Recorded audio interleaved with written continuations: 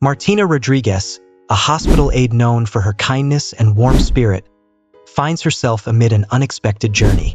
What begins as a typical day at work, filled with routine tasks and patient care, takes a turn when she notices a mysterious dog lingering by the hospital entrance. Her compassionate nature leads her to discover the dog's heartwarming loyalty to its owner, who was recently hospitalized. However, this heartwarming tale of a dog's loyalty intertwines with a more complex story involving her patient, Sebastian Zambrano, a wealthy businessman facing his struggles. Sebastian, grappling with family tensions and health issues, makes a surprising request of Martina to pretend to be his daughter for an important business event. Despite her reservations, Martina considers helping him, all while navigating the complicated dynamics between Sebastian, his wife, and their troubled son. As Martina steps into this new role, she also takes in the loyal dog, Mickey, hoping to provide him the comfort and care he desperately needs after his owner's tragic passing. This story, filled with moments of compassion, unexpected twists, and deep emotional connections, reminds us of the power of kindness and loyalty in the face of adversity.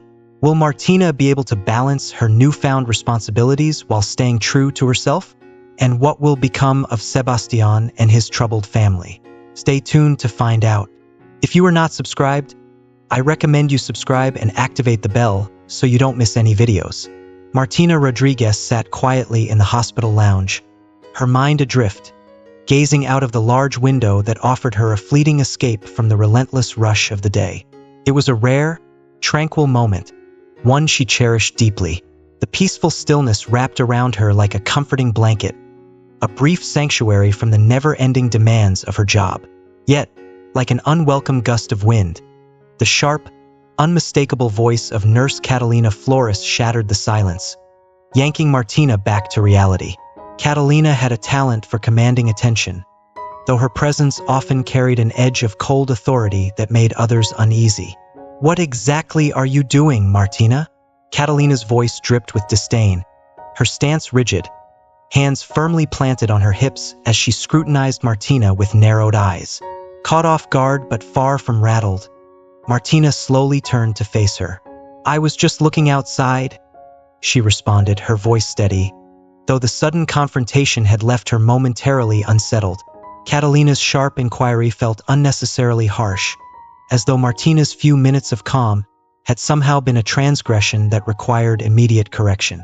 "And during work hours, no less?" Catalina pressed, her tone sharpening as her eyes bore into Martina, searching for a reason to pounce. It was as if she expected Martina to justify every second of her day to her.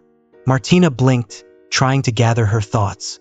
"I noticed a dog," she began, finding her footing again. "It keeps showing up at the hospital entrance. Day after day, it just sits there, like it's waiting for something." There was a softness in her voice, a hint of concern for the animal that had caught her attention. Catalina's curiosity flickered for a brief moment, and she edged closer to the window, peering out with a skeptical squint. "I don't see any dog," she declared, turning back toward Martina with a smirk of superiority as if she had just uncovered some grand deceit. The slight lift of her chin suggested that she believed Martina was making excuses, fabricating stories to cover her perceived idleness. Catalina had always harbored a particular disdain for Martina. It wasn't because Martina was incompetent, quite the opposite. Martina, with her unassuming grace, had managed to win the hearts of patients and staff alike in just 2 years as an aide. Her warmth was a natural gift, effortlessly drawing people to her, a skill Catalina could never quite replicate, despite her many years of experience. Catalina's envy simmered beneath her polished exterior, fueling her harsh treatment of Martina. No matter how hard she tried, Catalina couldn't achieve the same connection with people. Martina's calm, nurturing demeanor contrasted starkly with the tension that seemed to follow Catalina wherever she went. Martina, though, was unshaken. She had faced far greater challenges in life than Catalina's petty jabs. Her strength was deeply rooted in the lessons imparted by her grandmother, the woman who had raised her when her parents had chosen not to. Martina's grandmother had been her rock, her guide, and her most cherished confidant. Growing up in a household with just her grandmother had not left Martina feeling deprived. Instead, it had filled her with a profound sense of love and resilience. The bond they shared was unbreakable, forged in countless moments of care and understanding. Her grandmother had instilled in Martina the values of compassion and patience, traits that had become the cornerstones of her character. When her grandmother grew older and frailer, Martina stepped into the role of caregiver without hesitation, nurturing the woman who had given her everything. This experience not only deepened their relationship, but also shaped Martina into the gentle, empathetic soul she is today, a woman whose compassion radiated through every task she performed at the hospital.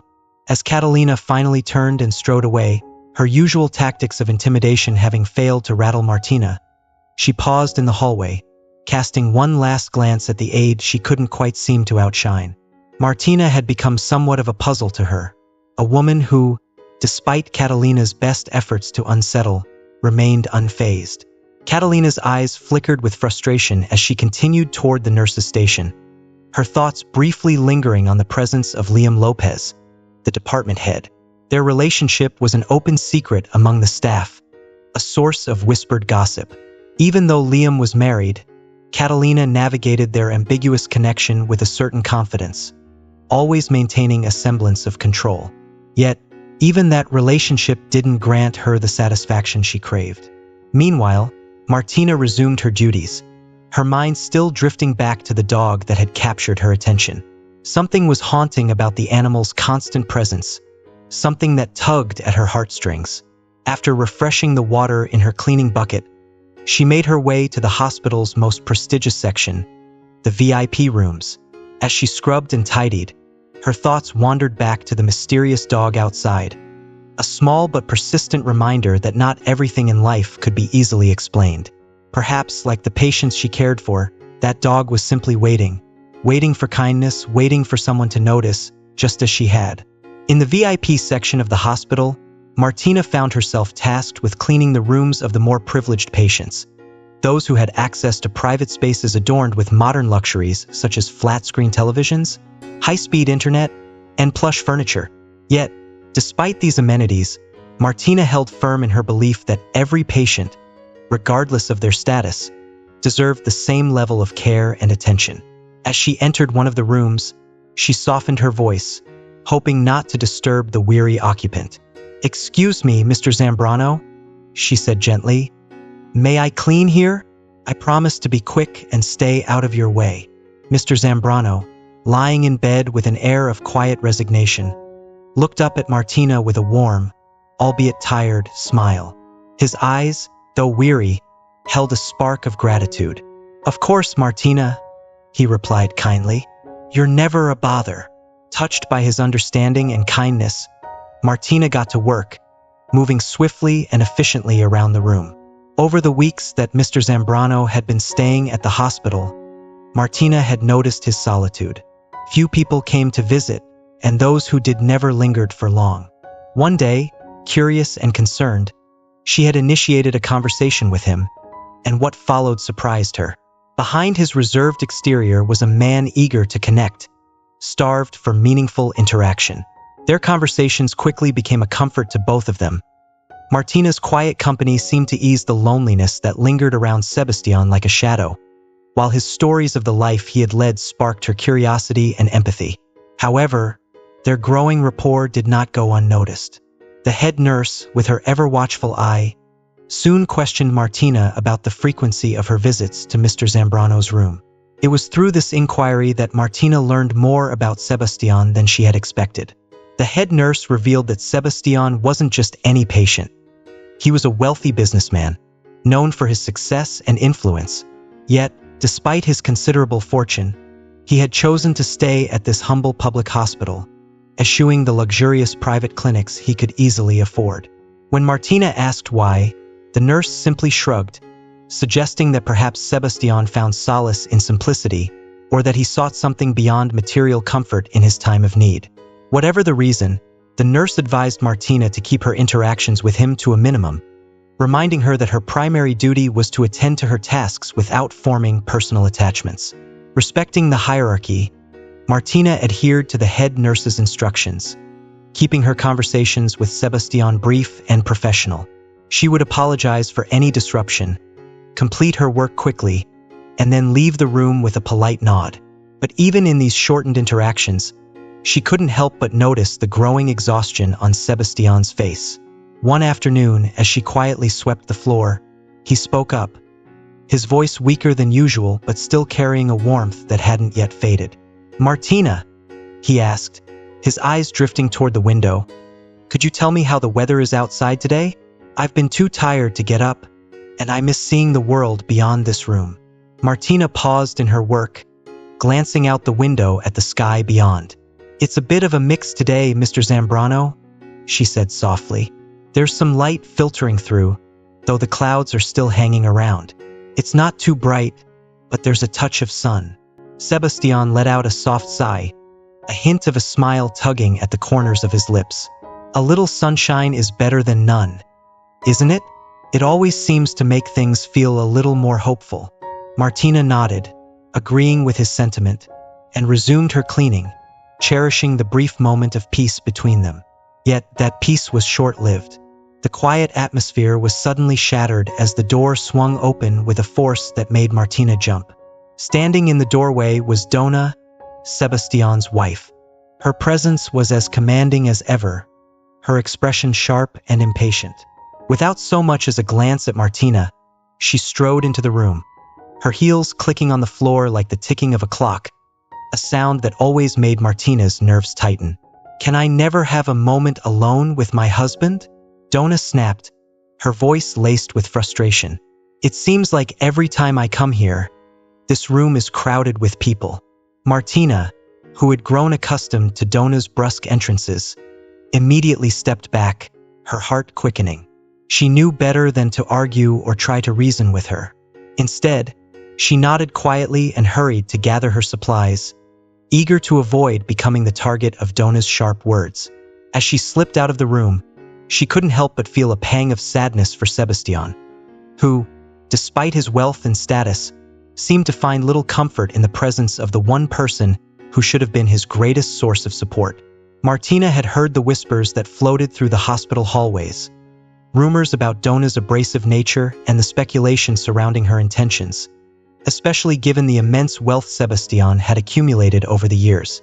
Luisa, a fellow aide, often spoke of the situation with a knowing smirk and a hint of cynicism, suggesting that Donna's interest in her husband's condition was more about financial gain than genuine concern.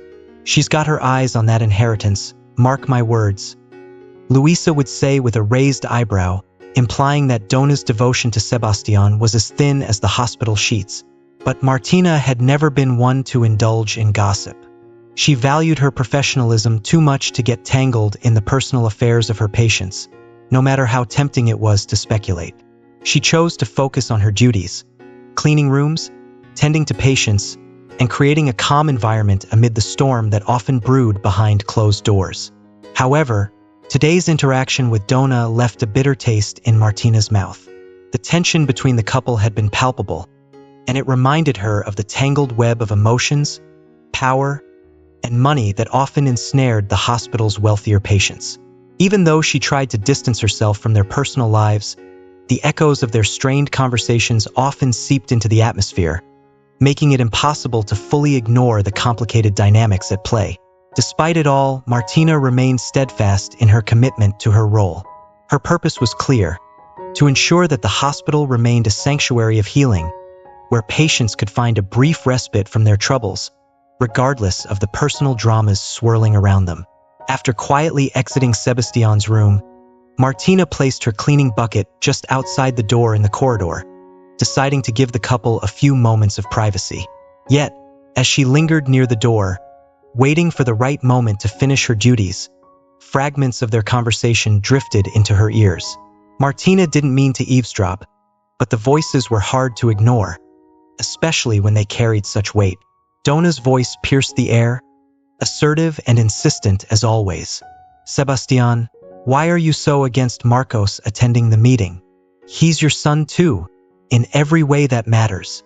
There was a desperation in her tone, a plea for him to see things her way. Sebastian's response was weary, as though the weight of the conversation had already taken its toll on him. Donna, he began, his voice steady but tired. Simply calling Marcos my son doesn't erase the reality of his actions.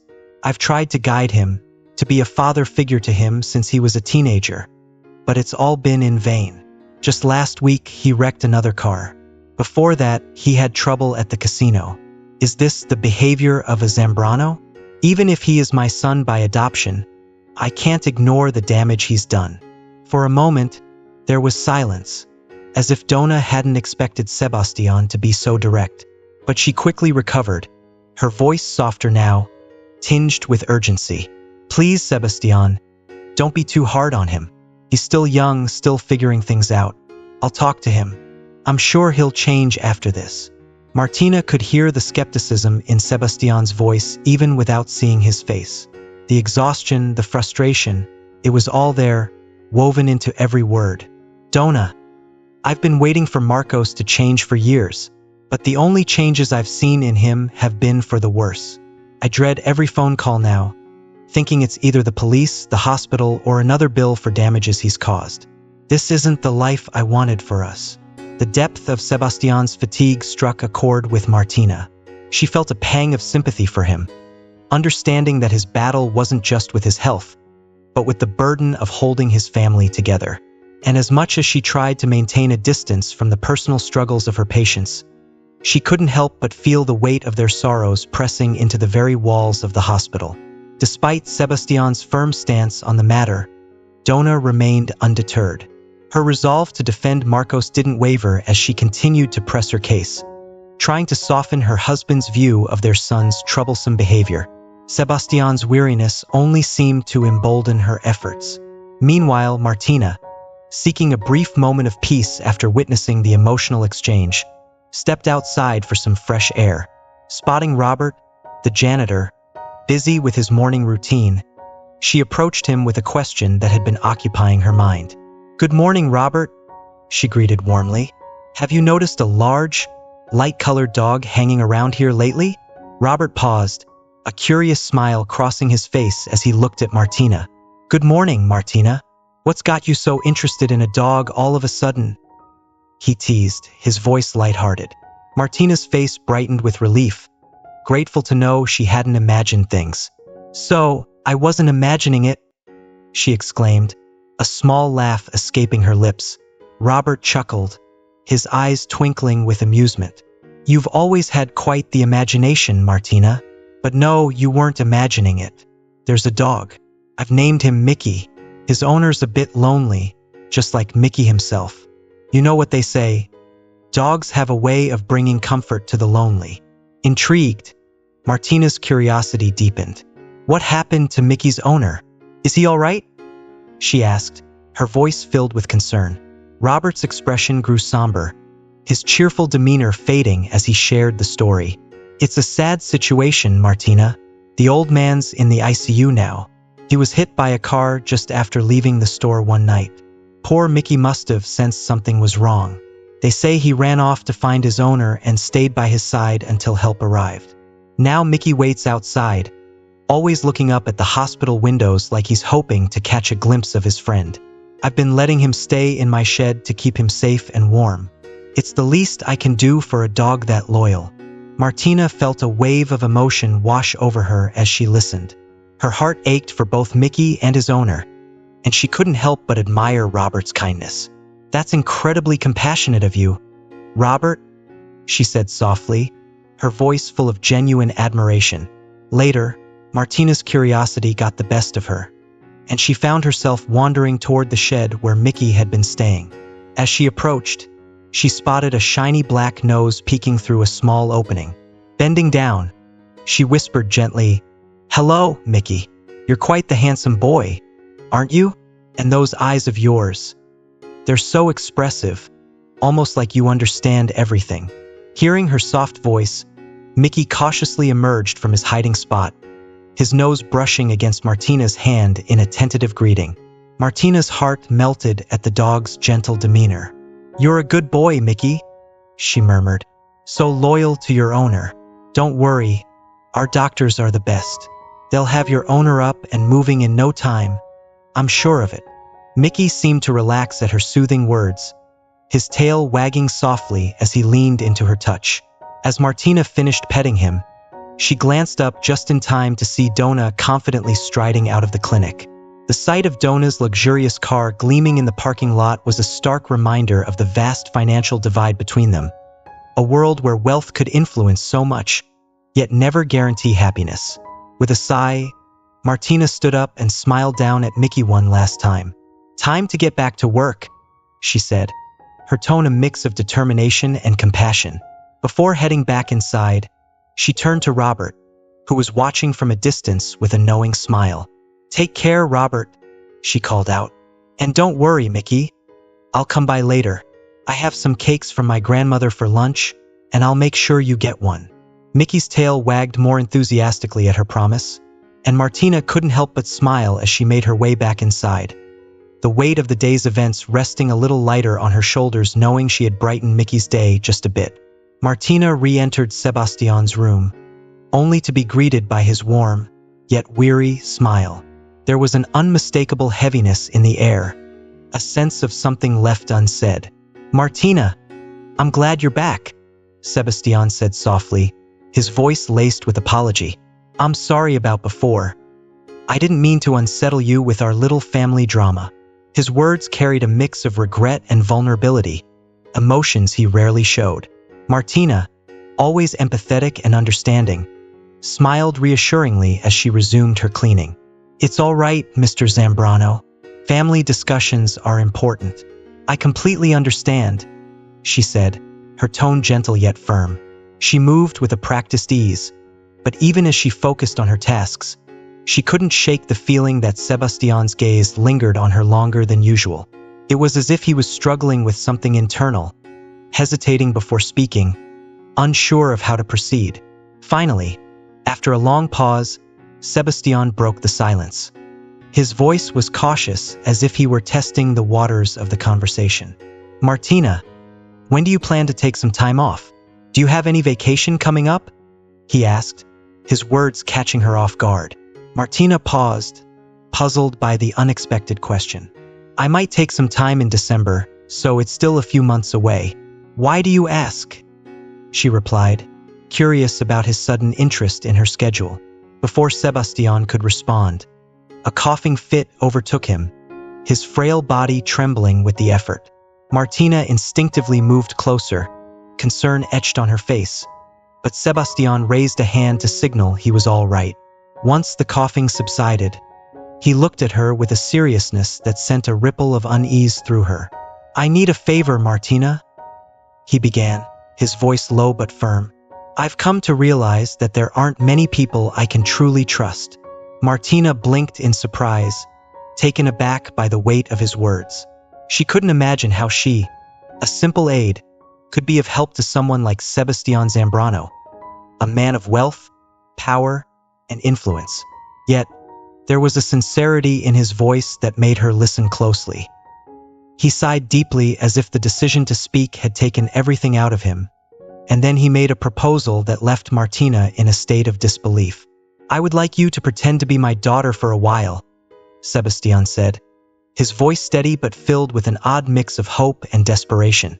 "It would be temporary, of course, and I'll make sure you're well compensated for your time." Martina's shock was immediate and palpable. Her hands fumbled, and the mop she had been holding clattered to the floor, the sound echoing through the room. "Pretend to be your daughter? Mr. Zambrano, are you serious?" she asked, her voice a mix of confusion and disbelief. Sebastian's expression remained sincere, his eyes filled with a quiet urgency. "I know this sounds unusual, Martina, but it's no joke. My new business partners place great value on family connections. They often involve their family members in social events as a way to build trust before finalizing any deals," he explained, his tone calm but insistent. Martina listened, still trying to wrap her head around the request. The idea seemed absurd, even surreal. "But why me?" she asked, her voice softer now, seeking clarity. "I don't see how I fit into your business dealings, Mr. Zambrano." Sebastian took a deep breath before responding, choosing his words carefully. You see, Martina, these partners are planning a special event for the adult children of everyone involved in the deal. It's meant to foster unity and loyalty among us. But here's the problem. I don't have anyone to represent me. My stepson, Marcos, is unreliable at best. His behavior is unpredictable, and I can't risk him causing a scene. That's why I thought of creating a story about having a daughter from a previous marriage. You'd be perfect for the role because you're not known in our business circles. You're authentic, sincere, everything they wouldn't expect. Martina couldn't help but let out a small, incredulous laugh.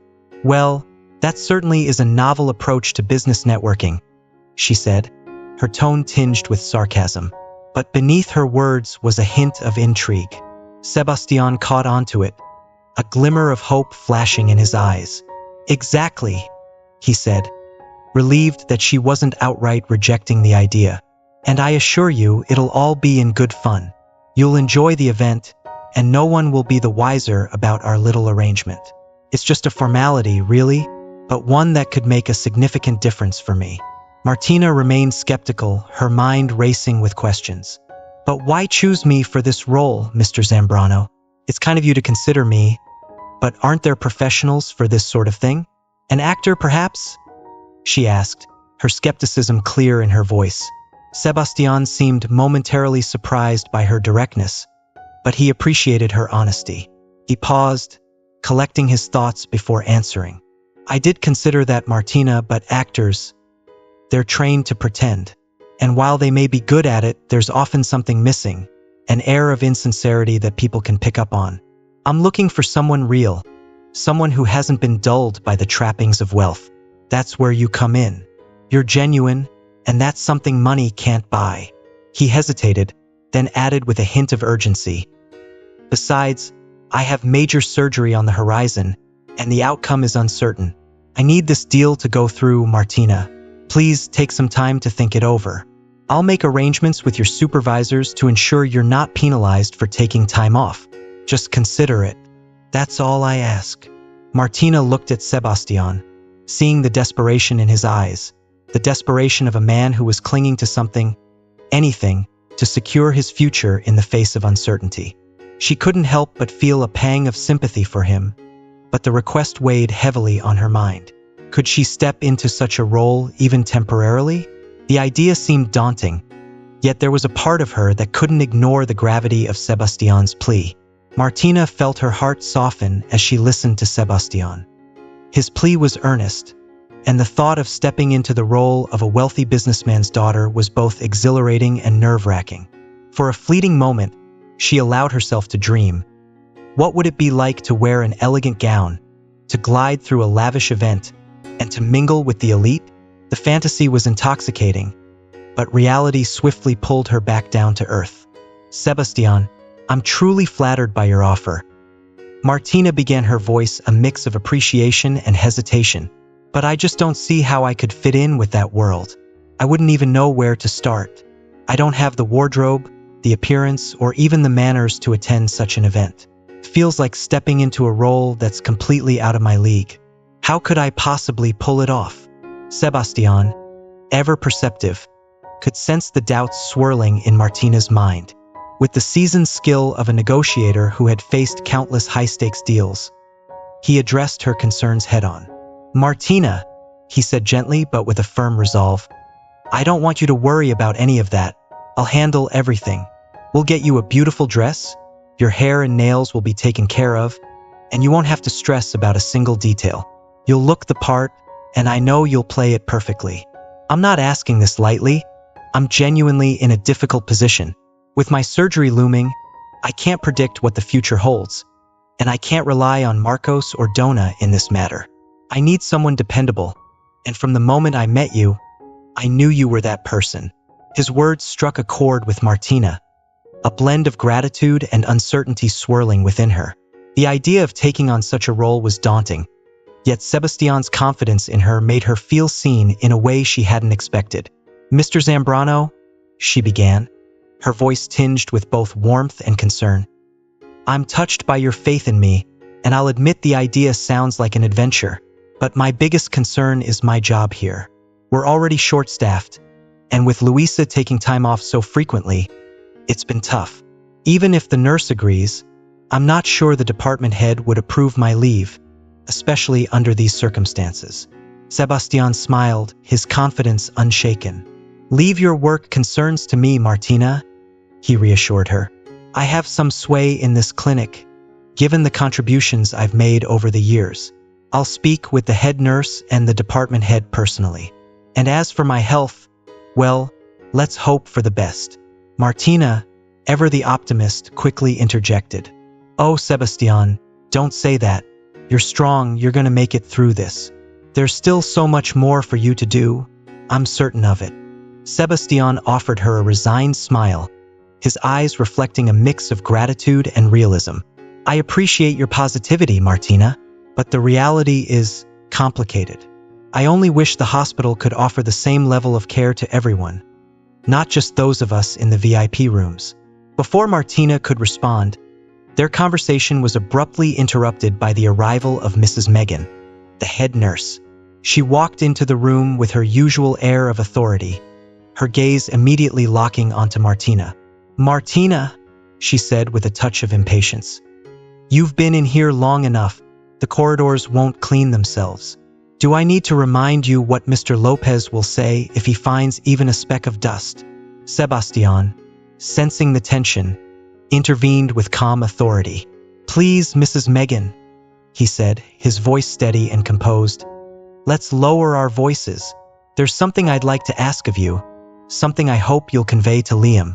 Mrs. Megan's posture stiffened slightly at the mention of the department head, but she remained silent, waiting for Sebastian to continue.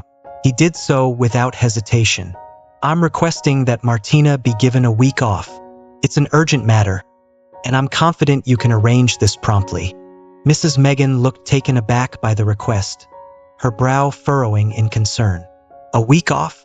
But who will cover her duties? She asked, her tone indicating the challenges such an arrangement would bring. Sebastian remained unfazed, his expression resolute. I trust you'll find a way to manage, Mrs. Megan, he said firmly. If there's any pushback from Liam, I'll take the matter up with the chief doctor. I'm sure we can find a solution, one way or another. His words left little room for argument, and Mrs. Megan could see that Sebastian was serious. She glanced at Martina, then back at Sebastian, before finally nodding. I'll see what I can do, she said curtly, before exiting the room with a final glance at Martina. As the door closed behind her, Sebastian turned back to Martina, offering her a reassuring smile. You see, there's nothing to worry about. Just think it over, and we'll take it from there. Martina, still processing everything, nodded slowly. The idea of stepping into a role so far removed from her own life was overwhelming, but Sebastian's determination made her feel like maybe, just maybe, she could help him in a way that truly mattered. Megan left Sebastian's room, barely concealing her irritation as she slammed the door behind her. The sound echoed through the corridor, reflecting her inner turmoil. She couldn't shake the unease gnawing at her. Something about Sebastian's sudden favoritism toward Martina didn't sit right with her. The aide was a newcomer, someone Megan had never fully warmed to, and now it seemed Sebastian was going out of his way to secure her a week off. Megan's thoughts swirled with suspicion. Is Sebastian losing his mind over that girl? She mused darkly. If he weren't so ill, I'd suspect there was more going on than just generosity. Determined to take control of the situation, Megan knew she needed to act fast. Donna needs to know about this, she thought. She's the only one who can keep a closer eye on her husband before he complicates things even more. With that, Megan made her way to Liam Lopez, the department head, to relay Sebastian's unusual request. Liam was no stranger to Sebastian's influence at the clinic. Over the years, the businessman's donations had secured him a level of respect and, more importantly, leverage within the hospital. When Megan explained the situation, Liam hardly blinked. He saw no benefit in opposing Sebastian's wishes, especially when it involved something as simple as granting an aide some time off. Antagonizing a key benefactor like Sebastian was a risk Liam wasn't willing to take. Mrs. Megan, Liam said with a tone of finality, Inform Sebastian that everything will be arranged to his satisfaction. There's no need to complicate this further. The exchange between them was brisk, bordering on cold, a reflection of their increasingly strained relationship. Megan had once shared a closer connection with Liam, but those days felt long gone. Now, their conversations were purely professional, devoid of warmth or camaraderie. Megan left the office with a heavy heart, feeling both undervalued and overlooked. The distance between them weighed on her, but there was little she could do to bridge the gap. As she entered the bustling corridor, Megan pulled out her phone, dialing Dona's number with an urgency she rarely displayed.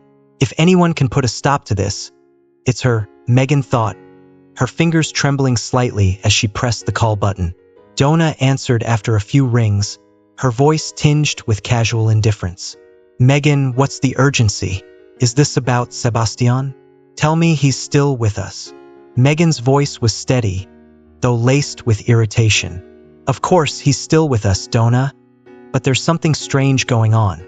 Sebastian has taken a particular liking to one of our new aides, Martina. And get this, he plans to send her to represent him at some business meeting. Dona's response was quick, dripping with sarcasm. Really? And has my dear husband developed some kind of affection for this girl who practically comes out of nowhere? Is she the one you saw earlier, scrubbing the floors? Yes, that's Martina, Megan confirmed, lowering her voice as she glanced around the busy corridor. For some reason, Sebastian has it in his head that she's capable of blending into high society. I thought you might want to investigate this further. Dona's silence on the other end of the line was palpable, and Megan could almost hear the wheels turning in her mind. Finally, Dona spoke, her tone calculated and cool. Don't worry, Megan. I'll handle it. Sebastian may be losing his judgment, but I certainly haven't. I'll make sure this little plan of his doesn't go any further. With that, the call ended abruptly, leaving Megan standing alone in the corridor, a mix of relief and unease settling over her. I've done my part, she thought. Now it's up to Dona to keep things in check. As she slid her phone back into her pocket, Megan couldn't help but feel that a storm was brewing, one that would soon shake the calm facade of the hospital and the lives of those within it. After ending the call, Dona remained seated in her luxurious armchair, her mind racing with thoughts that she had tried to suppress for far too long. She had always hoped that Sebastian would finally see reason and allow Marcos, her stepson, to attend the important business event. It was a golden opportunity for him to forge the connections that would help him secure his place as Sebastian's successor. But now, with Sebastian's precarious health and the looming uncertainty of his surgery, Dona felt an even stronger sense of urgency to protect both her future and that of her son.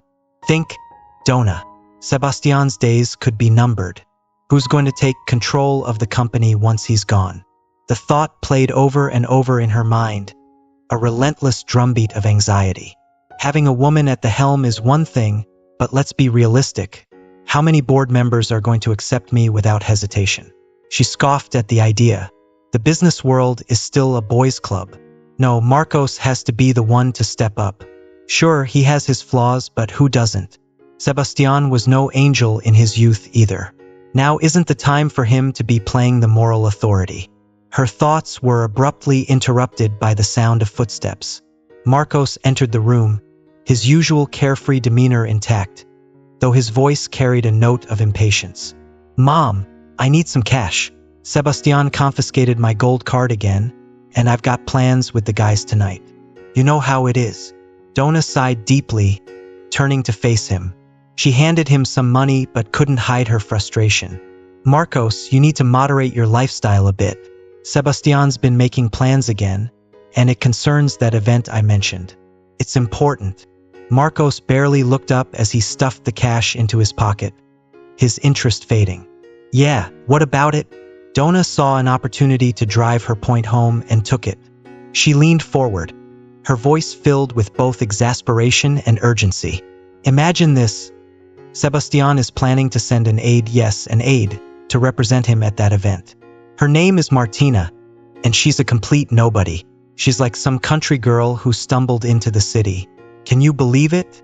He's choosing her over you. That caught Marcos's attention. His relaxed posture stiffened, and his expression darkened. What? Sebastian's picking some random girl over me for something this important? He's always making things more complicated than they need to be. Donna nodded, using his anger to stoke the flames of her frustration. Exactly, but this is no ordinary business event. It's a chance to solidify your place in the company, to show everyone that you're the one who should be taking over. We can't let this slip through our fingers. Marcos crossed his arms, a cynical smirk forming on his lips. Sebastian's not going to be around forever, and maybe it's time we start making sure his affairs are in order. We don't want any surprises, like him suddenly deciding to donate everything to charity when he's on his deathbed. Donna flinched at the harshness of her son's words. Marcos, don't be ridiculous. Sebastian isn't that foolish. He wouldn't give it all away just like that. But Marcos wasn't swayed. His voice turned more pointed as he leaned against the wall, arms still crossed. Come on, Mom. You've seen how much he's been donating to those shelters and animal rescues. He's got a soft spot for causes that don't exactly benefit us. What if he decides that leaving everything to some charity is his grand gesture of redemption? Donna bit her lip, feeling the weight of Marcos's words settle heavily on her chest. She had noticed Sebastian's increasing involvement in charitable causes, and while it had seemed harmless at first, it was now becoming a threat she couldn't afford to ignore. She glanced at Marcos, who was watching her intently, waiting for her response. We need to be smart about this, Donna finally said, her voice steadying as she thought through their next steps. We can't confront Sebastian directly, not yet, but we need to start looking into things, making sure his will is in order. If we play our cards right, we can secure our future without making a scene. Marcos nodded, his eyes narrowing with a determination that matched his mother's. I'll start asking around, see if anyone knows what Sebastian's been up to with his finances. And you, Mom, you keep an eye on that girl, Martina. We can't let her get too close. Donna's gaze hardened. I'll handle Martina. Whatever Sebastian's thinking, we won't let it jeopardize what we've worked so hard for. This is our future, Marcos, and we're going to protect it. The weight of Marcos's words had settled like a heavy stone in Donna's chest, compelling her to act swiftly. Without a moment's hesitation, she rummaged through her designer purse, her manicured fingers searching for a worn notebook where she kept important contacts. Flipping through the pages, she found the number she was looking for: Christopher Hernandez, a trusted family lawyer who had handled sensitive matters for her in the past. She dialed his number, her voice calm but urgent as she outlined the gravity of the situation. Sebastian's health was deteriorating, and the upcoming surgery posed a significant risk. She needed Mr. Hernandez to help draft a will, and she needed it done quickly. On the other end of the line, Christopher Hernandez was taken aback by the urgency in Donna's voice. He had always known her to be a woman of composure, never one to act impulsively. The fact that she was pressing for an expedited will signaled that the situation with Sebastian was more serious than he had realized. Is Sebastian really in that bad of shape? He wondered, but despite his surprise, he agreed to arrange a meeting at Donna's residence as soon as possible. He could sense the tension in her voice, and it wasn't something he wanted to ignore. While Donna was busy orchestrating her next moves, Martina was preparing herself for what she assumed would be a stern reprimand from the department head, Liam Lopez. Sebastian's unusual request had likely caused some stir, and Martina braced herself for the consequences. She was already thinking of how to explain herself when she was called into Liam's office. However, instead of the expected confrontation, she was met with a surprising twist. Liam, rather than reprimanding her, approved her leave with a professionalism that left her both grateful and bewildered. Not only that, but he extended her time off, ensuring she had more than enough time to handle whatever Sebastian needed her for. It was an unexpected kindness, and Martina left the office feeling a mixture of relief and confusion. Meanwhile, Sebastian remained confined to his hospital bed, absorbed in his thoughts. He meticulously planned every detail of Martina's introduction into his business circle. He knew this was a delicate situation, Martina was inexperienced in the world of high-stakes negotiations and social events, and Sebastian needed to ensure she was prepared for the role she would play. His memory wasn't as sharp as it once was, so he jotted down notes, reminding himself of the key points he needed to cover with her. He was determined to make this work, despite the risks involved. His quiet contemplation was suddenly interrupted by the sound of footsteps. When he looked up, he was met with the sight of Donna, her son Marcos, and the lawyer Christopher Hernandez entering his room. Sebastian's eyes narrowed in surprise. This was an unexpected visit, especially under such circumstances. He had thought that life at his age held few surprises left for him, but this was certainly one. "Donna," he began, his voice calm but laced with tension. "I appreciate your concern, but bringing a notary here now feels rather premature, don't you think?" He glanced at Christopher, who stood awkwardly at the foot of the bed, clearly uncomfortable with the situation. Sebastian then turned his gaze back to his wife, searching for any hint of sincerity in her proposal. But Donna remained composed, unfazed by Sebastian's skepticism. "It's just a precaution, Sebastian," she replied smoothly, her voice betraying none of the anxiety she had been feeling earlier. "With everything at stake, your surgery, the uncertainty, it's only prudent to have everything in order. This isn't about doubting your recovery. It's about being prepared. We can discard the will later and celebrate its irrelevance. But for now, let's ensure peace of mind. For all of us." Sebastian studied her for a long moment, his mind racing. He knew Donna was right in some ways. Preparing a will wasn't unreasonable under the circumstances. But he couldn't shake the feeling that there was more to this than just a concern for his well-being. He glanced over at Marcos, who remained silent, his expression unreadable.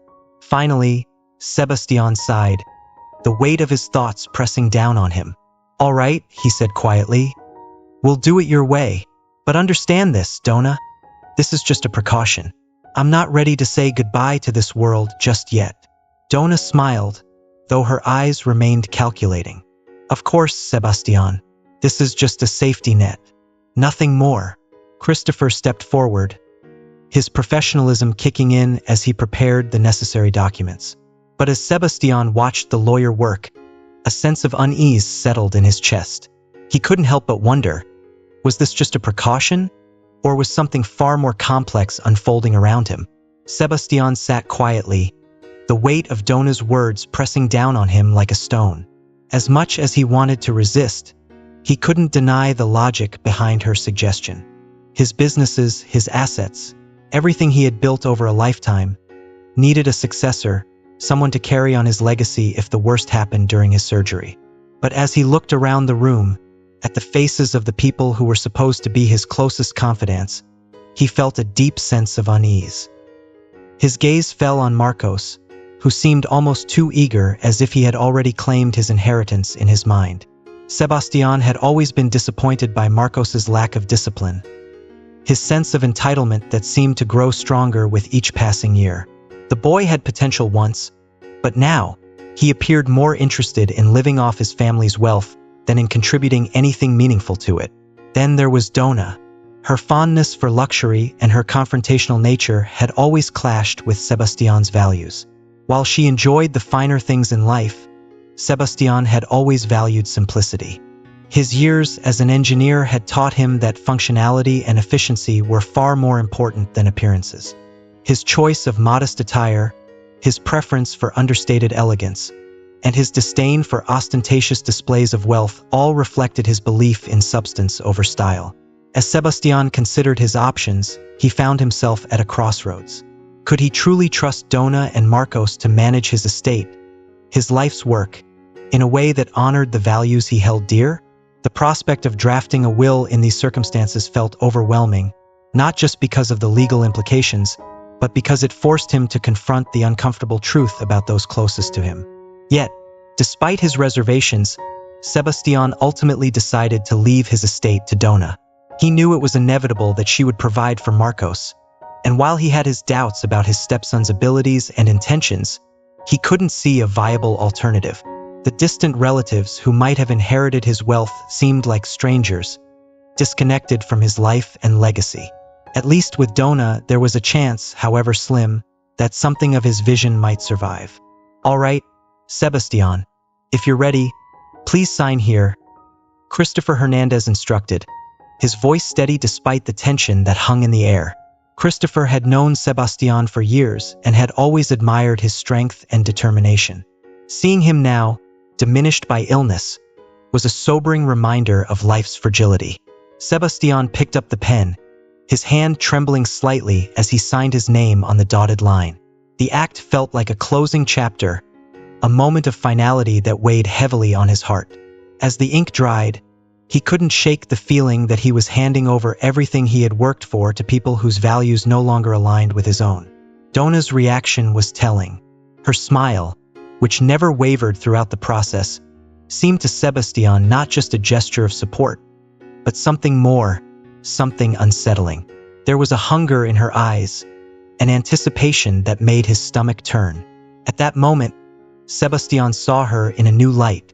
What he had once thought of as strength and determination now seemed more like predation, a quiet eagerness to claim what was hers. As Sebastian's thoughts churned with doubt, Dona stood by, triumphant. She had secured what she needed, and now, with the will signed, she felt more in control than ever. The pieces were falling into place, and she would ensure that nothing and no one would derail her plans. Meanwhile, far from the machinations surrounding Sebastian's will, Martina was blissfully unaware of the drama unfolding around her. With her unexpected time off approved, she began making plans for the week ahead. Her thoughts turned to her beloved grandmother, who had always been her anchor in life. The idea of visiting her, perhaps even bringing Mickey along, warmed her heart. The loyal dog had become a bright spot in her days, a reminder of the simple joys in life. Martina's world was one of genuine connections, where love and care for others guided her decisions. It was a stark contrast to the world in which Sebastian found himself, one filled with power plays, secrets, and hidden motives. As she prepared to leave for the day, her thoughts were light, focused on the small, meaningful things that brought her happiness. Before she left, Martina made her way to Sebastian's room, eager to check on him and share her good news. Despite the fatigue evident in his face, Sebastian was alert, his eyes brightening when he saw her. "So, Martina, did everything go well?" he asked, his voice filled with anticipation. After reflecting on the plan, Martina dialed the number Sebastian had provided. A cheerful voice answered on the other end, introducing herself as Amelia. It turned out that Amelia had been working as a secretary at Sebastian's company for many years. She was a loyal and dedicated employee with a sharp mind for business and an eye for fashion. As they chatted, Martina quickly realized that Amelia was more than just an assistant. She was someone who understood the intricacies of the social world she was about to step into. Amelia promised to meet Martina the following day to help her prepare for the event, from selecting the right outfits to coaching her on proper etiquette. With a mix of excitement and nerves, Martina hung up the phone, feeling the weight of the days ahead. The contrast between her simple, heartfelt world and the complex, calculating one she was about to enter felt vast. Yet, despite the challenges, Martina couldn't help but feel a small thrill of anticipation. She was stepping into something new, something unknown, and for the first time in a long while, she was ready to embrace it. As Dona gave her son, Marcos, his instructions, she felt a familiar sense of satisfaction. She had orchestrated many things in her life, and this too was falling neatly into place. "Son," she said with a knowing smile, "you must keep a close eye on Amelia, your stepfather's secretary. I'm certain she'll be assisting that beggar girl, helping her get ready for the event. I've already thought of how to handle it. They'll likely visit this beauty salon. Here's the address." She handed him a small card with an address scrawled in neat handwriting. "Go there and tell the girls to give that country bumpkin the special treatment. You understand? And be sure to say hello to me. They've benefited from my generosity for years, so I doubt they'll disappoint. I want her to look so bad that people avoid her from afar." Marcos's eyes gleamed with malice, a twisted smile creeping onto his lips.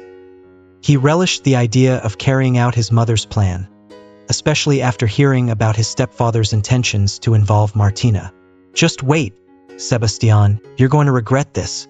"Oh, how you'll regret it," Marcos muttered to himself. His resentment toward Sebastian had always simmered just beneath the surface, fueled by the belief that his stepfather was nothing more than a simple engineer who had taken away his rightful place in the world. He blamed Sebastian for everything, from his reckless behavior to his troubled relationships, never once considering that his actions might be the cause. Donna rarely spoke of Marcos's biological father, but whispers among the business elite suggested that he had ventured into a dangerous world, flirting with crime and gambling. The truth was even more complicated than either Sebastian or Marcos knew.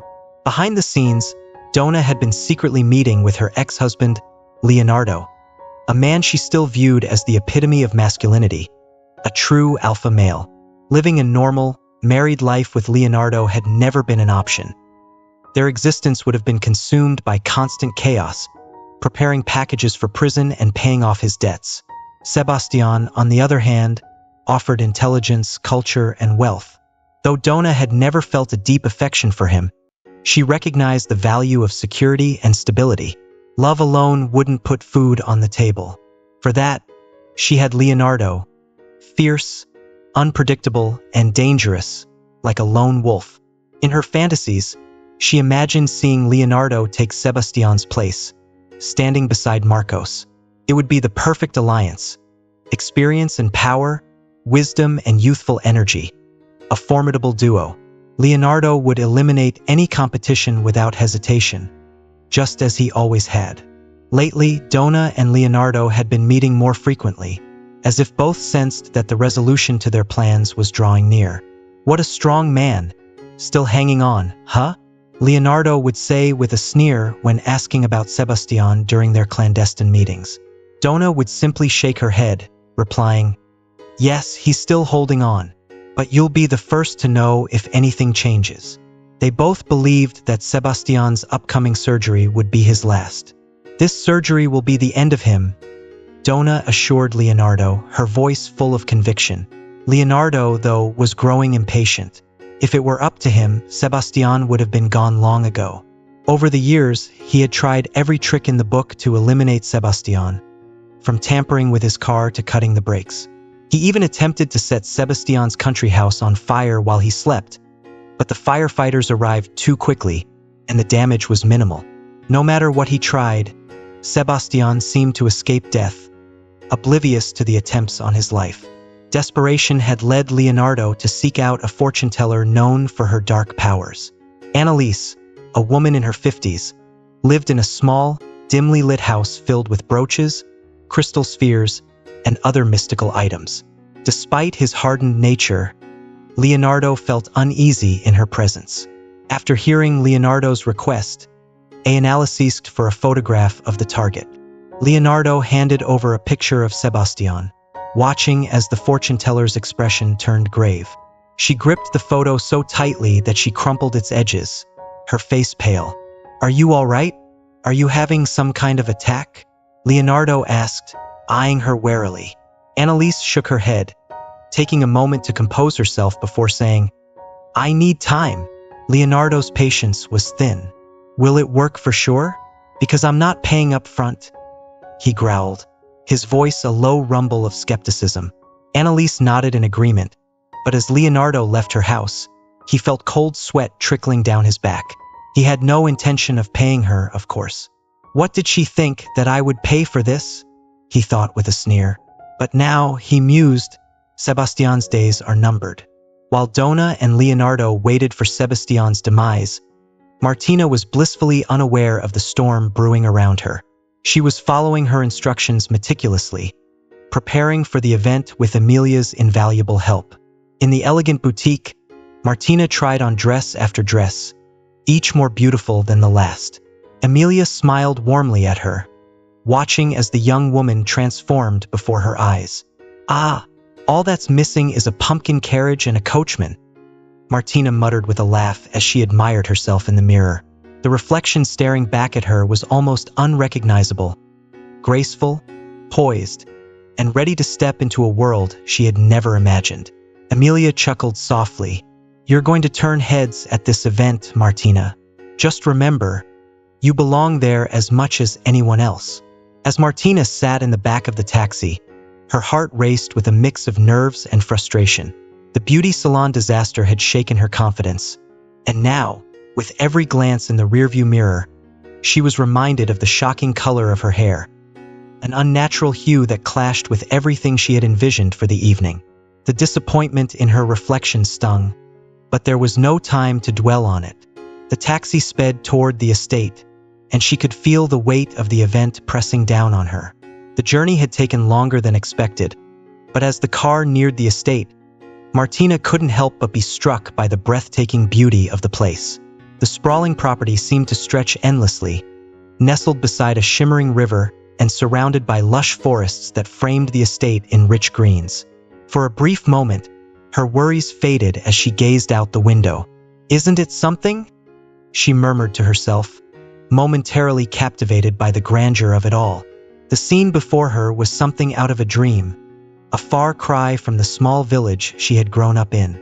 But the anxiety quickly returned as the taxi pulled up to the grand entrance. Martina took a deep breath, trying to steady herself. She had made it this far, there was no turning back now. Even with her disastrous hair and mismatched nails, she would have to find a way to navigate this world, just as Sebastian had asked of her. She stepped out of the taxi, clutching her small purse tightly in one hand as she approached the entrance. The doorman greeted her with a polite nod, his eyes briefly flickering to her hair before returning to a neutral expression. Martina felt a pang of self-consciousness but forced a smile as she entered the estate. Inside, the atmosphere was even more grandiose. The main hall was filled with elegant guests dressed in the finest attire, the soft hum of conversation filling the air. Crystal chandeliers hung from the ceiling, casting a warm glow over the room. Martina felt as if she had stepped into another world, one so far removed from the life she knew. The sense of being an outsider washed over her, but she squared her shoulders and reminded herself that she was there for a reason. Sebastian trusts me. I can do this, she thought. She weaved through the crowd, doing her best to blend in despite the unusual color of her hair. It wasn't long before she spotted Emilia across the room, speaking with a group of well-dressed men and women. Martina's heart lifted at the sight of a familiar face, and she quickly made her way over to her. "Martina, you made it," Emilia said with a warm smile, though her eyes widened slightly as she took in Martina's new look. "What happened?" Martina let out a small, exasperated laugh. "Let's just say the salon didn't quite go as planned. But I'm here, and I'm ready for whatever comes next." Emilia nodded, her expression softening. "Well, you look beautiful regardless. And remember, you're here because you belong here no matter what. Just follow my lead, and we'll get through this together." Martina felt a surge of gratitude for Emilia's support. Despite everything that had gone wrong, she wasn't facing this alone. With Emilia by her side, she took a deep breath and prepared herself for the evening ahead. Meanwhile, across the city, Marcos could barely contain his glee as he recounted the day's events to his mother over the phone. "You should have seen it, Mom. It was priceless," he exclaimed, unable to hide his delight. "Oh, that's my boy," Donna praised, her voice dripping with satisfaction. "A big thank you to our little helpers at the salon. We'll have to send them a proper thank you gift. But remember, the game isn't over yet. We need to keep pushing, just as Sebastian planned. The inheritance is almost within reach." Their scheming was briefly interrupted by a call from Liam Lopez, bringing news that Sebastian would soon be undergoing surgery. The implications of the call were clear. Their long-awaited opportunity to claim the inheritance was drawing nearer by the minute. At the same time, Leonardo, after hearing the latest developments from Donna, felt a surge of anticipation. The thought of no longer having to meet in secret with his ex-wife was tempting. Soon, if all went according to plan, Sebastian would be out of the picture for good, and their future would finally be theirs to control. Back at the estate, Martina's nerves were slowly beginning to ease. Despite the mishaps, she found herself gradually settling into the rhythm of the evening, guided by Emilia's steady presence. The grandeur of the estate and the elegance of the guests still left her in awe, but she reminded herself that she belonged here, at least for tonight. As she glanced out one of the grand windows, the view of the river and the surrounding forests brought her a moment of peace. Even amidst all the chaos and uncertainty, there was beauty to be found. Martina stood frozen in the cold river, the water lapping at her chest as Amelia's words reverberated in her mind. Sebastian left everything to me? It didn't make sense. Why would he do that? And how could it possibly change what had just happened? Moments earlier, the night had felt like a whirlwind of excitement and acceptance. After the salon disaster, Martina had feared the worst. But to her surprise, the guests welcomed her with open arms, praising her bold style and making her feel, for the first time, like she belonged in this world of the elite. The joy, the laughter, the dancing by the riverbank, it had all felt surreal, like a dream she was finally allowed to live. But then Marcos had appeared, drunk and determined to ruin everything. His dramatic entrance had shattered the night's harmony, turning the crowd's warmth into suspicion with a few well-placed accusations. The humiliation Martina had feared so deeply had descended on her with a vengeance. And now, here she was, standing in the river, her heart aching with shame and betrayal. Amelia's voice cut through the fog of Martina's thoughts. Martina, I know this is overwhelming, but Sebastian trusted you. He left everything to you because he saw something in you, your kindness, your strength. He believed in you, and that means something.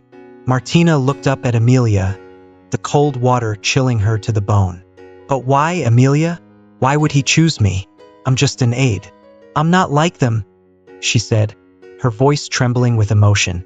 Amelia took a deep breath, her eyes filled with empathy. Because you're not like them, Martina. Sebastian knew that. He saw the way you cared for people, the way you treated everyone with respect. He didn't want his legacy to fall into the hands of people who only cared about power and wealth. He chose you because he believed you would protect what he built.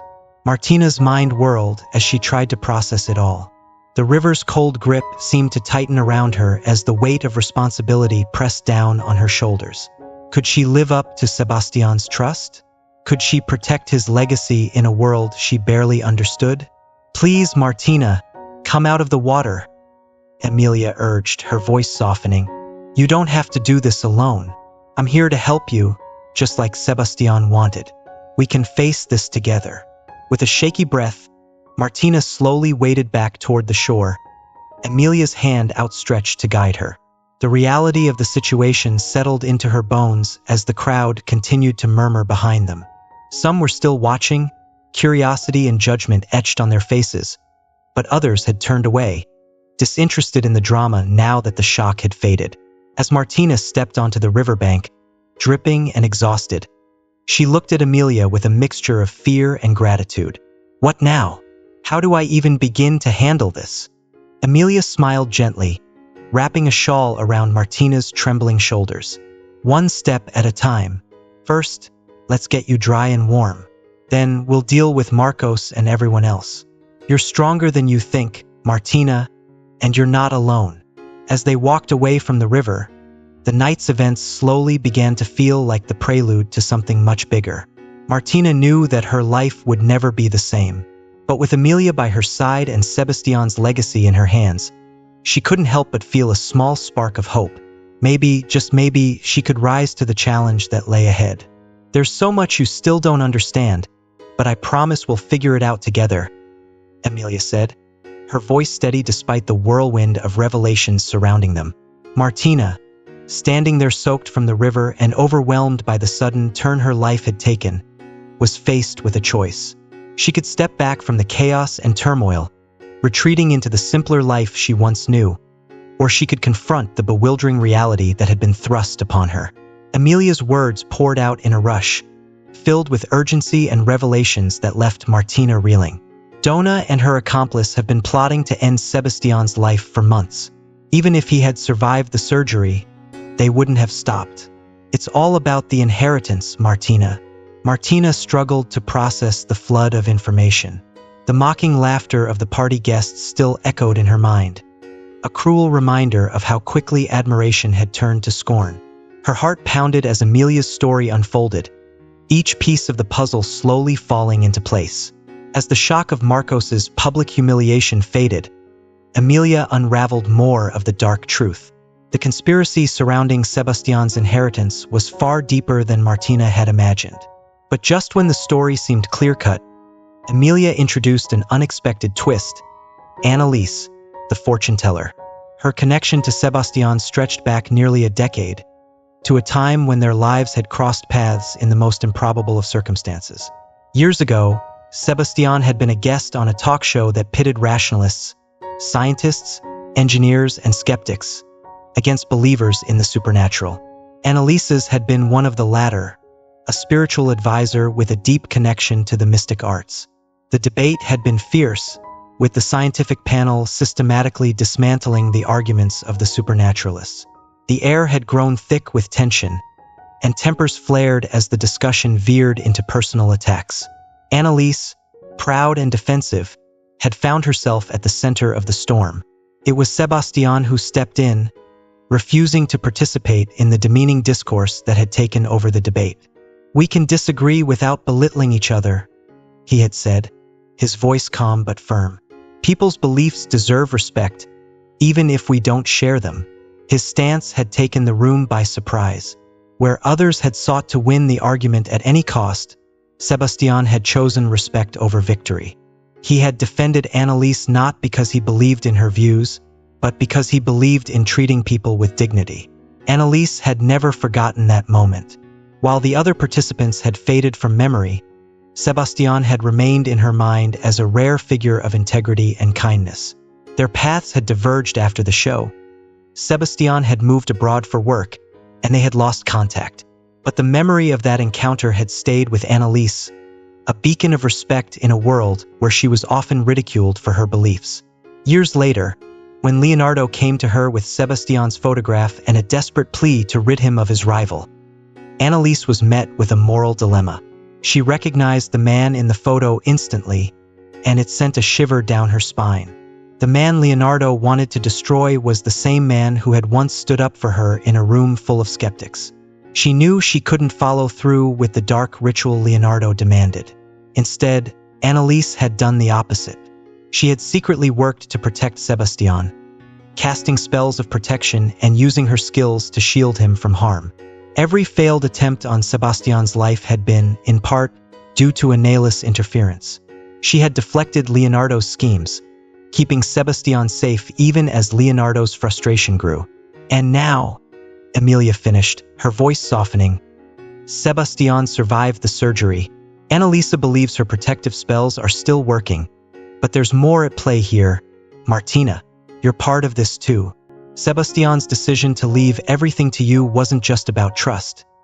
It was about protecting his legacy from those who would destroy it." Martina stood there, her mind spinning with all she had just learned. She had gone from being a simple aide at a hospital to inheriting a business empire, all while being caught in a web of deception and dark magic.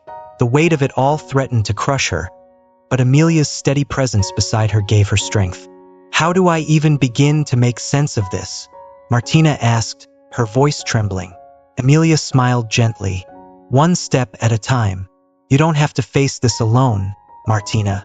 We'll figure it out together, and we'll make sure Sebastian's legacy is protected." Martina nodded, still overwhelmed but determined to see this through. The path ahead was uncertain, filled with challenges she could barely comprehend. But she knew one thing for sure. She couldn't turn back now. With Amelia by her side and the memory of Sebastian's trust in her heart, she would face whatever came next, no matter how daunting. As they walked back toward the estate, the lights of the party still flickering in the distance, Martina felt the weight of responsibility settles over her. The night had revealed much more than she had ever expected, and as dawn approached, she knew her life would never be the same. Annalise, whose practices were deeply rooted in positivity and benevolence, had always used her abilities to offer comfort and foresight, never to conjure harm. When faced with Leonardo's dark request to curse Sebastian, she knew she had to tread carefully. Refusing to participate in any form of malevolence, she chose to feign compliance, performing a hollow ritual devoid of any true intent. But the moment she held Sebastian's photograph in her hands, she knew he was in danger. This wasn't just about thwarting a request. She had to act to protect him. Her conscience guided her to Sebastian's bedside at the hospital. When she arrived, Sebastian was initially puzzled by her presence. But as she stepped closer, recognition flickered in his eyes. Annalise had been an unexpected ally from his past, a memory that had surfaced just when he needed it most. Their reunion was marked by a sense of warmth and nostalgia, as they exchanged reminiscences and shared smiles. For a moment, the darker currents that had brought them together seemed to fade. But soon enough, the weight of the situation pressed down on them both. Annalisa recounted her encounter with Leonardo, describing the man who had come to her with the sinister request. It was the mention of a distinctive barbed wire tattoo that sparked recognition in Sebastian's mind. Though Leonardo had been a peripheral figure in his life, he now saw him in a different light, one that cast shadows of suspicion. Reflecting on the recent near-fatal accidents that had plagued him, the mysterious fire that destroyed his country house and the suspicious car malfunction, Sebastian began to piece together the grim reality that had been unfolding around him. His natural inclination to trust in the goodness of others had blinded him to the malevolent forces at play, even within his household. He had always known that Donna and Marcos were financially dependent on him, but the possibility that they might harbor lethal intentions shook him to his core. This realization led Sebastian to make a critical decision. He had to protect his legacy from falling into the wrong hands. Despite his inherent optimism, Sebastian knew he could no longer ignore the betrayal that lurked within his family. The only way to safeguard his life's work was to rewrite his will, placing his trust in someone untainted by the greed that had consumed Donna and Marcos. Martina, the unassuming hospital aide who had shown him nothing but kindness and sincerity during his stays, became the unlikely heir to his estate. In her, Sebastian saw the virtues that were absent in those closest to him. She had no ties to his wealth, no ambition to claim power, just a genuine heart and a willingness to help others. Choosing Martina as his heir was not a decision taken lightly, but one born out of necessity and a deep trust in her character. With this newfound resolve, Sebastian quietly instructed Emilia to summon notary Christopher Hernandez to the hospital. The plan was carried out swiftly and discreetly.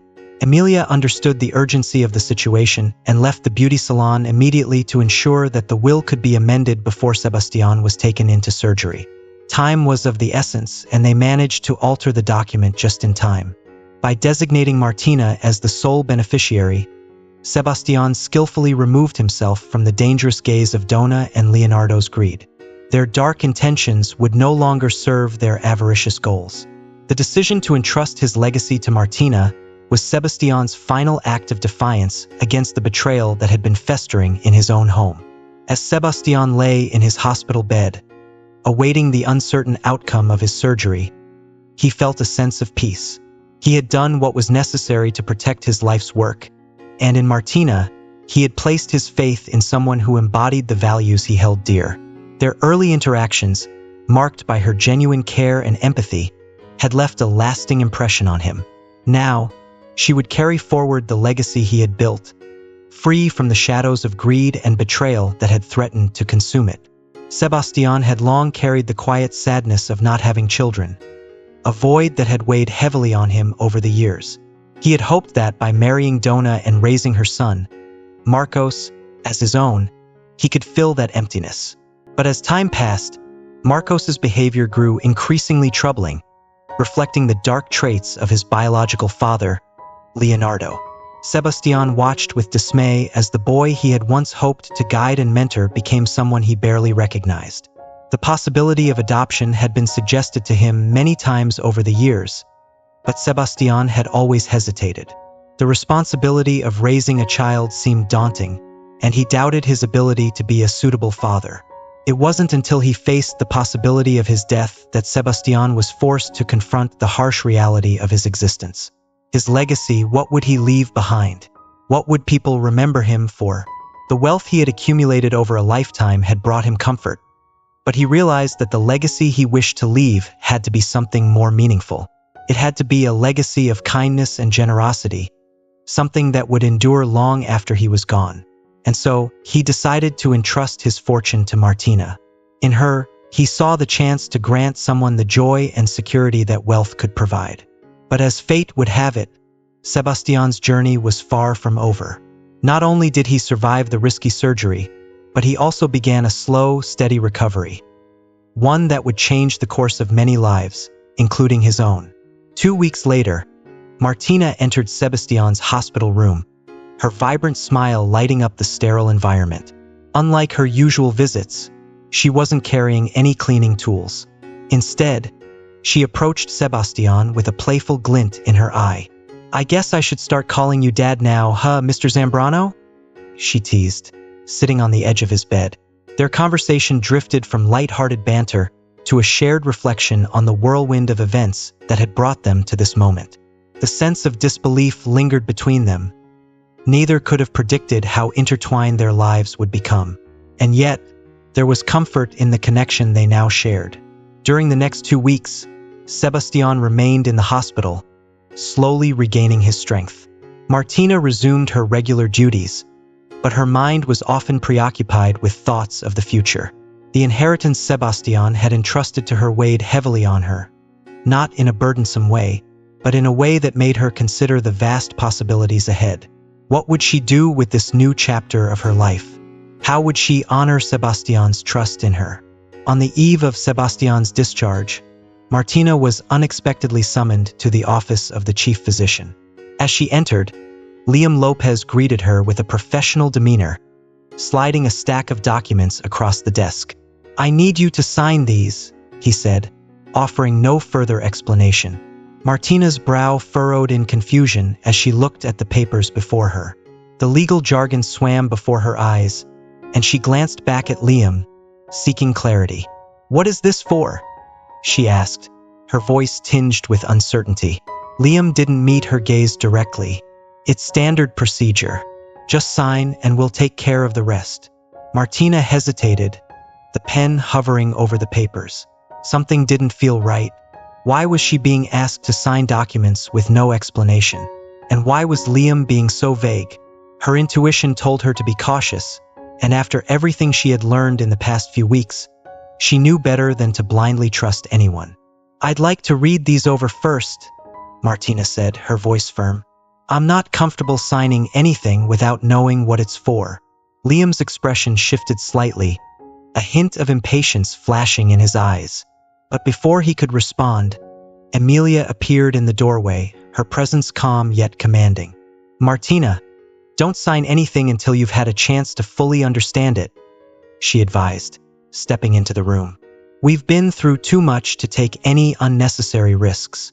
Martina nodded in agreement, feeling a wave of relief at Emilia's timely arrival. Together, they took the documents and left the office, determined to uncover the truth behind Liam's request. As they walked away, Martina couldn't shake the feeling that this was just the beginning of yet another chapter in the complicated story that had become her life. Sebastian's recovery, the altered will, the tangled web of greed and loyalty, all of it had led to this moment. And now, Martina was ready to face whatever challenges lay ahead, knowing she had the support of those who truly cared for her. "It seems you are no longer on the hospital staff, Rodriguez," Liam finally revealed, breaking the silence that hung in the room. Martina's heart skipped a beat as she tried to process his words. She wasn't expecting this. Was she being fired? But Liam's next statement clarified everything. Sebastian had requested that she be named his caregiver for his home recovery, and the contract before her detailed her new responsibilities and generous remuneration. The realization left her speechless. This was no ordinary offer. It was a significant shift in her life. As Sebastian navigated his recovery, he initiated divorce proceedings against Donna and took a firm stance against supporting his stepson, Marcos, after yet another reckless incident involving alcohol. This time, Marcos's actions had crossed a dangerous line. A police investigation into the accident revealed a chilling discovery: bloodstains on the car bumper that matched the DNA of a recent hit-and-run victim. The revelation sent shockwaves through Sebastian's life, unveiling just how deeply rooted the darkness within his family had become. The victim's identity brought an unexpected twist to the story, demonstrating how life's unpredictable turns could be shaped by coincidence and fate. In the weeks that followed, Martina found her new role at Sebastian's residence somewhat different than she had imagined. While she had expected to be actively caring for him, it quickly became clear that Sebastian was largely self-sufficient. His recovery was progressing well, and he required little physical assistance. What he truly needed, though, was companionship, something they both silently acknowledged. Each afternoon, Martina would visit Sebastian, offering support in the form of conversation, shared meals, and quiet moments of reflection. As the sun began to set, she would smile warmly at him and prepare to leave, always with the same gentle reminder. "I'd better get back," she'd say with a hint of reluctance. "My grandmother needs me." One afternoon, a week into this routine, Sebastian found himself longing for something more than just Martina's visits. The connection they had built was genuine, and for the first time in a long while, he craved the warmth of a real home, something beyond the sterile walls of his recovery. Tentatively, he broached a topic that had been on his mind for days. "Martina, would you mind if I joined you tonight? I'd love to meet your grandmother," he asked, his voice filled with hopeful curiosity. Martina was taken aback by the request, but as the initial surprise faded, a genuine smile lit up her face. "Of course, Sebastian," she replied warmly. "I think she'd love to meet you too." That evening, as they drove to Martina's home, Sebastian felt a sense of anticipation he hadn't experienced in years. When they arrived, he was struck by the modesty and simplicity of her mobile home, yet it radiated a warmth and authenticity that he found deeply comforting. The atmosphere was a stark contrast to the life he had known, one filled with wealth and luxury but often devoid of real human connection. Martina's grandmother, Loretta, greeted him with open arms, her kind eyes and gentle demeanor immediately putting him at ease. The evening unfolded into something magical, a moment Sebastian would treasure for years to come. Together, they sat on the porch, sipping hot chocolate under the night sky, wrapped in blankets and a sense of tranquility that felt almost foreign to him. For the first time in a long while, Sebastian felt a genuine sense of home, a feeling he thought had been lost to him. The laughter and stories shared that night filled a void that had lingered within him for too long. Martina's grandmother spoke of simple joys and the importance of family, reminding Sebastian of the things that truly mattered in life. As the night wore on, Sebastian couldn't help but reflect on the twists and turns that had brought him here. Life, with all its unpredictability, had led him to this moment of peace and connection, and for that he was deeply grateful. As they sat in the cozy living room, the warmth of the evening wrapped around them like a comfortable blanket. Martina's grandmother, Monica, proved to be more than just a gracious host. She was a captivating conversationalist with a sharp mind and a wisdom that enriched every story she told. Her insights, drawn from a lifetime of experience, were delivered with a warmth that made even the simplest topics feel profound.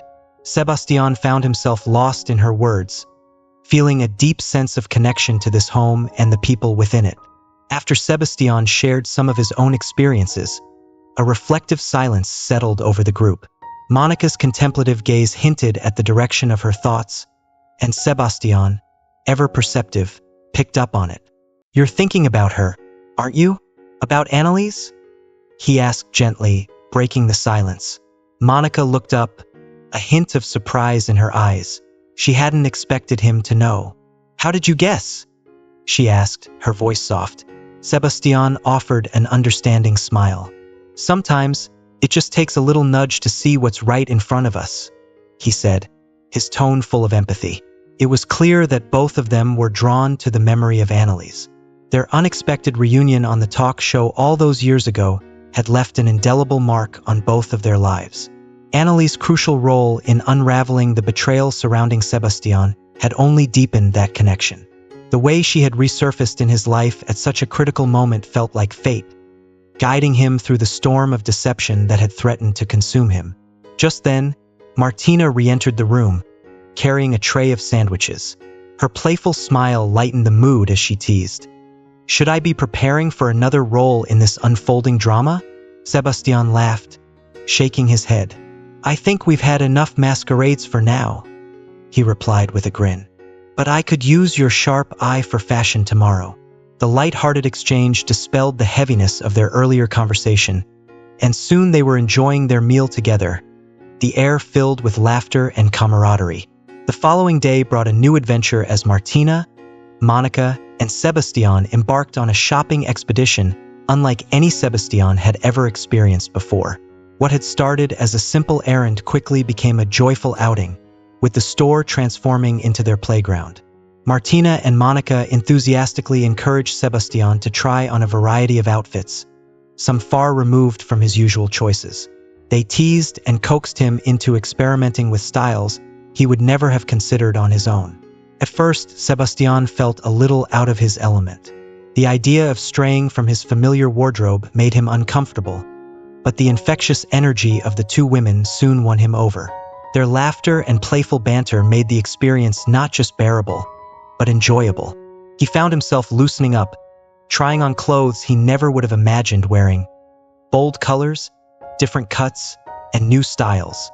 By the end of their shopping spree, as Sebastian stood in front of a full-length mirror, gazing at his transformed reflection, he couldn't help but feel a sense of rejuvenation. The time spent in the company of Martina and Monica had been completely worth it.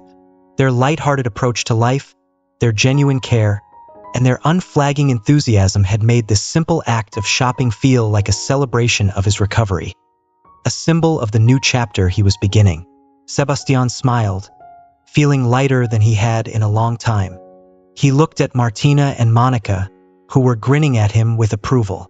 "I have to admit," he said with a chuckle, "this has been more fun than I expected. Thank you for everything." Martina's eyes sparkled with warmth as she responded, "Anytime, Sebastian. You're part of the family now." Sebastian's invitation to Annalise for dinner felt like a long overdue gesture of gratitude. But beneath that simple act lay something much deeper. The evening unfolded with a gentle sweetness, the soft glow of candlelight casting a warm hue over the shared memories of their past encounters. There was a familiarity in their conversation, a connection that felt as if it had never been severed. As the night wore on, Sebastian, feeling lighthearted and buoyed by the intimate atmosphere, playfully suggested, "Do you think you could read my future in the palm of my hand? Just for old time's sake." Amused, Annalise took his hand in hers, her eyes sparkling with mischief as she traced the lines with a feigned seriousness.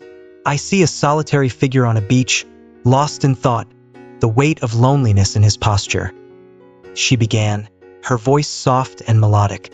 Sebastian felt a familiar pang of melancholy at her words, the image she painted reflecting the loneliness that had long haunted him. But then, with a playful glint in her eyes, Annalise continued, "But suddenly, out of nowhere, a burst of joy interrupts the solitude. A playful ambush, and both figures fall into the sand, laughter brighter than the sun."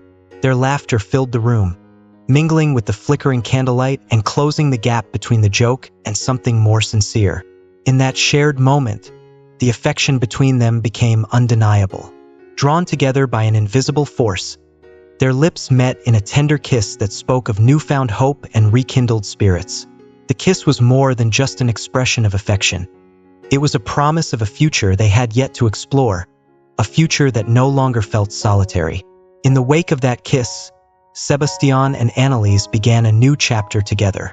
Each day brought them closer, their connection deepening as they shared stories, dreams, and hopes for the future.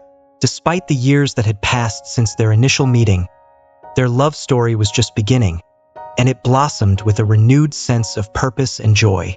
Their wedding, a simple yet heartfelt ceremony in Sebastian's garden, was a testament to the journey they had both traveled to find each other again. Surrounded by close friends and the whisper of leaves in the breeze, they exchanged vows beneath the open sky, the very place where their new life together had taken root. The intimacy of the moment was palpable, the love between them evident in every word spoken and every glance shared. As Sebastian stood before the gathered loved ones, his voice tinged with emotion, he shared a part of himself that had long been hidden. "All my life, I've longed for a family," he confessed. his gaze sweeping across the faces of those who would become his family in heart if not in blood. Then his eyes found Martina, who stood with Monica, watching the ceremony with a warmth that mirrored the love in his own heart. With a voice filled with sincerity, Sebastian asked the question that had been on his mind for some time. "Martina, will you honor us by becoming part of our family as our daughter?" The question hung in the air, a moment of vulnerability and hope suspended in time. Martina's eyes widened in surprise, and for a heartbeat, there was silence. But then, with a smile that lit up her face, she nodded. "Yes, Sebastian," she replied, her voice steady and filled with emotion. "I would be honored." Her words sealed the bond of this newly formed family, a connection that transcended the ties of blood. In that moment, the lives of Sebastian, Annalise, Martina, and Monica became woven together in a tapestry of love, acceptance, and belonging.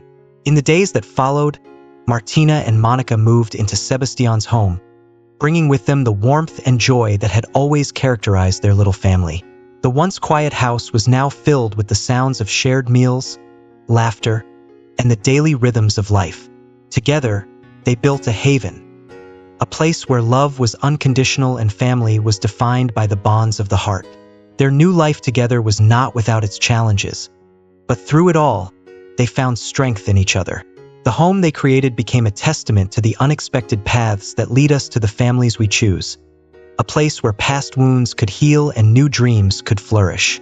And as they sat together in the evenings, the sun setting on yet another day filled with love, they knew that this was the family they had all been searching for, one built not just on shared experiences, but on the deep, abiding love that had brought them together. As we conclude this heartfelt journey, Sebastian, Annalise, Martina, and Monica have shown us that family isn't just about blood. It's about the connections we form, the love we nurture, and the bonds that endure through life's challenges. Their story reminds us that even in the face of betrayal, loneliness, and uncertainty, there is always hope for renewal, joy, and belonging. Now, we'd love to hear from you. What have you learned from their story so far? Is there a lesson or a moment that resonated with you? We encourage you to reflect on one thing you've learned and share how you plan to bring it into practice in your own life. Let us know in the comments below. If you enjoyed this video, please leave your comment and don't forget to like, share, and subscribe to our YouTube